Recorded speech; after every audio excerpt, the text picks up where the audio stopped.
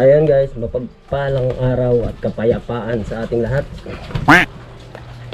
Ayan. Medyo maulan ngayong araw ng Martes ba yan? Martes. Medyo lumamig yung makina ko.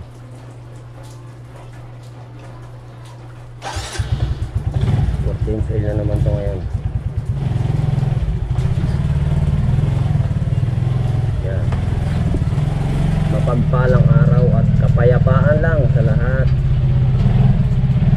Magandang araw. Shout out sa mga nakikita dito sa aking video.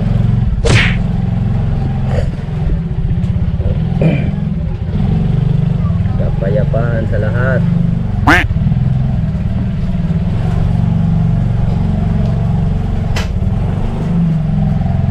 Diretso nga pala ako ngayon ng Barangay Baysa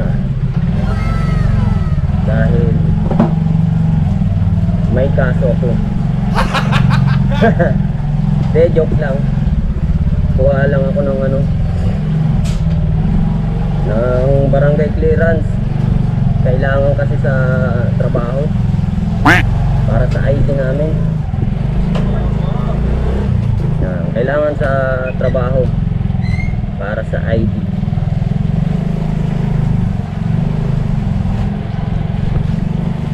Magandang araw sa inyo lahat, sa mga baitoda. Yan. Muli, magandang araw at kapayapaan sa lahat. Kapayapaan ang tanging hangad. Shout out sa mga nanonood sa akin. Mabuhay po tayo lahat. At huwag tayong mamamatay.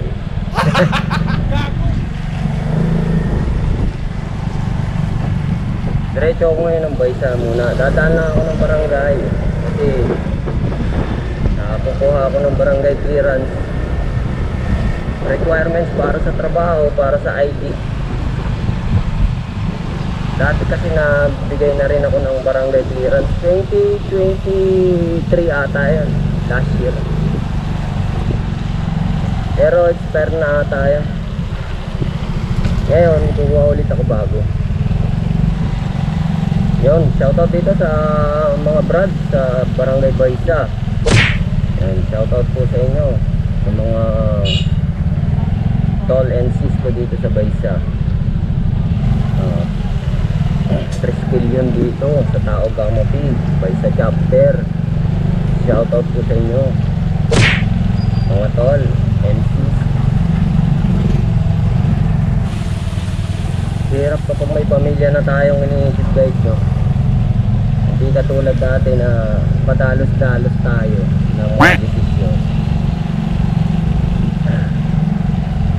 Ngayon iniisip na natin yung safety ng pamilya natin. Kung may ginawa pang hindi maayos na desisyon sa buhay mo, yung pamilya natin ang maapektuhan. Kaya piliin na lang siguro natin na maging duwag. Mas piliin na lang natin muna manahimik, yung may nang aaway, wag na lang tumatol. Yan. Kasi unang-una kapag nadisgrasya ka o nakadisgrasya ka, unang-una mapa-apektuhan niyan talaga yung pamilya mo, mga anak mo. Kaya piliin na lang natin na maging duwag. Tawagin na lang po ulit kayo. Okay, salamat.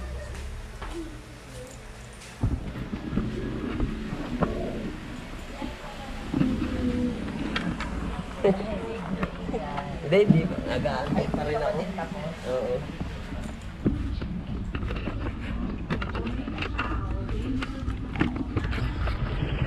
Yun, okay na guys. Nakakuha na tayo ng dito pala yung pwesto nila ngayon sa Manotok. Ayan o.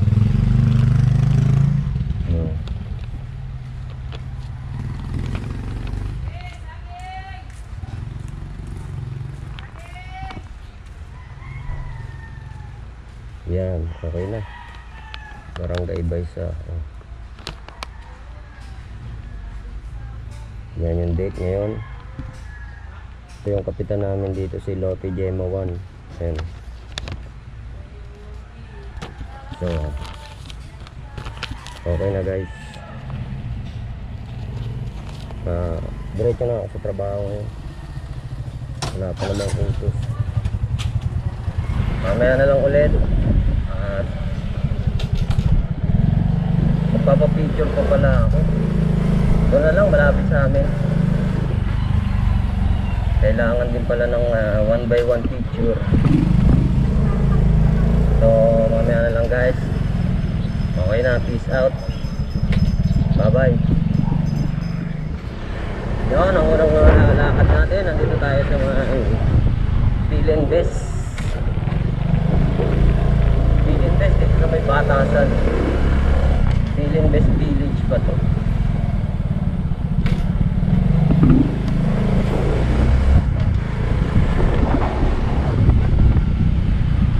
Maganda rin magkabahay dito pag nasa pinakamataas ka na ano, ayan, kasi overlooking mo yung kabundukan ng San Mateo. Yan o, makikita nyo yung kabundukan na yan, San Mateo yan.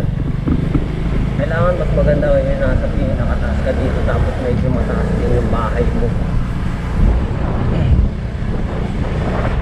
Sarap maging mayaman talaga syempre, kahit sino naman inaasam yun. Pero kung lahat magiging mayaman, wala nang magtatrabaho sa atin. Pag walang mga construction worker, walang katulad namin ng mga messenger, wala na. Pag puro mayayaman na.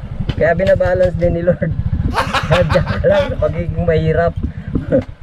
Binabalance din ni Lord yung yung mundo. Pag puro mayaman nga naman, wala na magtatrabaho.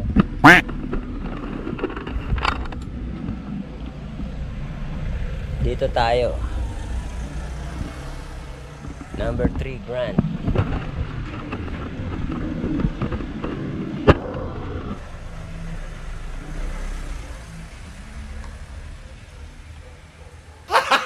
Gago!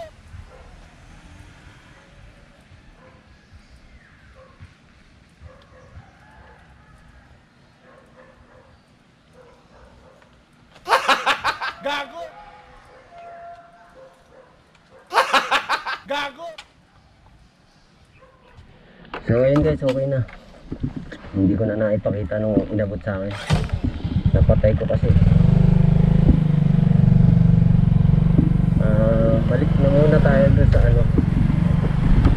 sa Marikina, sa trabaho sa dental laboratory. Pero bago yon, papa-change oil ko ulit to. Ayan o, sakto, 5.7 na o. Yan guys, eksakto na siya o, 5.7 o, kung nakikita nyo. Kasi 4,200 to nung last time na change oil. Kaya ang bilis lang, mga wala pang 2 linggo. Siguro sa araw-araw na puro biyahe, malalayo, yun. Kailangan na natin agad siya ipa-change oil. Kaya humingi na ako kanina pag alis ko pa lang ng pampa-change oil. Mahirap mahirap talaga to, mahirap mapabayaan ng makina. Yan ang itinatagal ng motor. Kung paano tumatagal ang motor dahil sa langis, sa maintenance niya na langis. Hindi sa kung ano pa. Yan, basta langis ang pinakamahalaga niyan. Yan, nandito ulit ako sa morning namin. Medyo maingay na naman itong balik kasi ako ng case na chin mount, yung sa case. Yung nakaraan kasi pang waterproof yung ginagamit ko eh.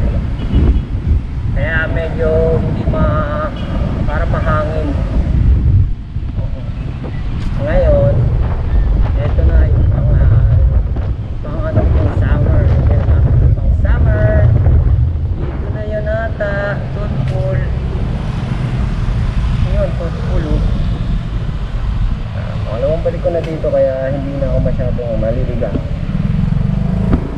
Dahil sa totoo lang, thoughtful. Yan, yung street na yun.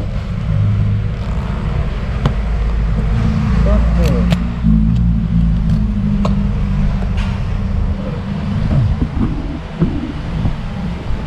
Kanina po. Galing ko ng Marikina kay Mark Bilus. Thank you po.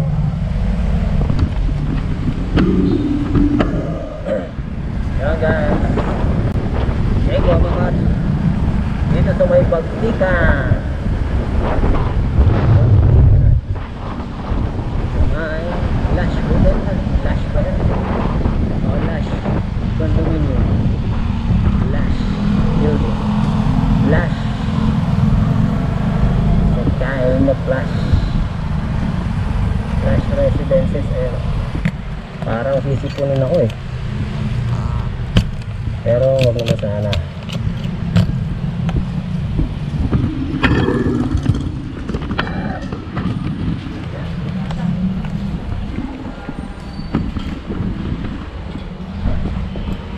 JPD Aliman. Tama. Thank you. Okay lang, okay lang.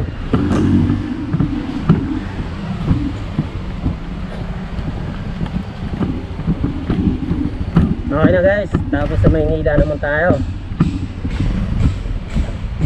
Ano to, yung Japanese client namin. Koji Sawa Miyata. Koji Miyata. Koji Miyata. Ayan. Dito na iiwan na lang natin siya. Ikaw inhiyan mo yung motor ko Ikaw bad ka. Reception? Apo. Wait lang.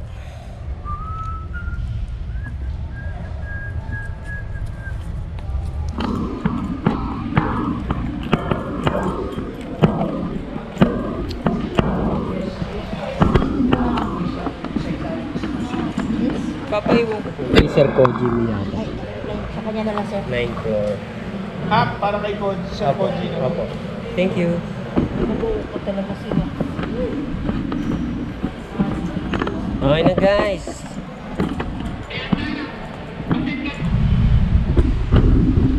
Ding, ding, ding. Bye-bye. Bye-bye. Bye-bye. Bye-bye. Wala kang pagkain. O, tignan mo, inihiya mo na naman. Wala nga eh. Yan, ihiya mo rin yan. Kaya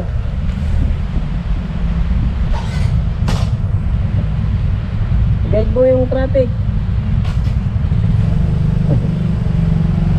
Lahat na lang ng motor, inihiyan. Yung kupsitan eh. Lahat ng gulong ng motor, pinupsitan mo miming So talaga kurupsitan ka Sana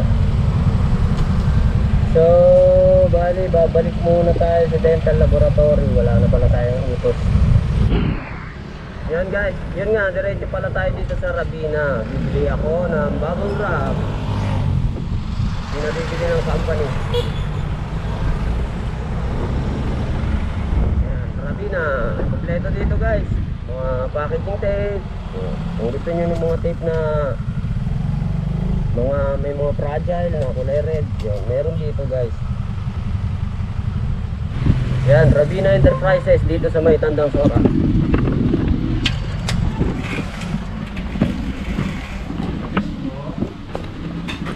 Bubble wrap nga po na half rolls. Half roll lang po yun. Puti. Half clear. Ano pa bossing? Yun lang po. Yun lang bossing. May box ka pa? Ha? May box ka pa? Meron, kabibili ko lang isang araw. Isang araw. Rabina Enterprise. Shout out, geng geng! Kabina Enterprise, saka lang!